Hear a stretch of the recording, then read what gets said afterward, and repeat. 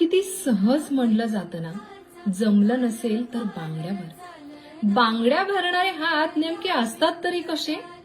ज्यांनी शिवरायांच्यासारखे सुपुत्र घडवले, ज्यांनी आपल्या पतीचे प्राण यमाकडून परत आणले, ज्यांच्यामुळे नवीन पिढी घडवली जाते, त्यात प्रेम, ममता, करुणा, सहनशीलता सामावलेली असते.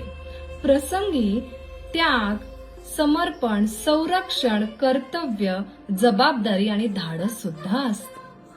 संस्कृती, सन्मान, मर्यादा, सौंदर्याचे प्रतीक, जुन्या पिढीचा वारसा नवीन पिढीला देणारे हेच तर ते हात आहेत. स्वार्थ मागे ठेवून कुटुंबाच्या सुखासाठी देवापुढे पदर पसरणारे हेच तर ते हात आहेत.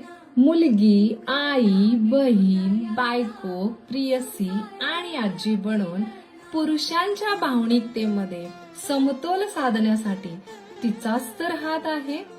त्यामुळेच इथून पुढे हे वाक्य वापरताना विचार करा, कारण बांगड्या भरण्याची वेळ आली तर त्याची ताकद पेलेल का तुम्हाला?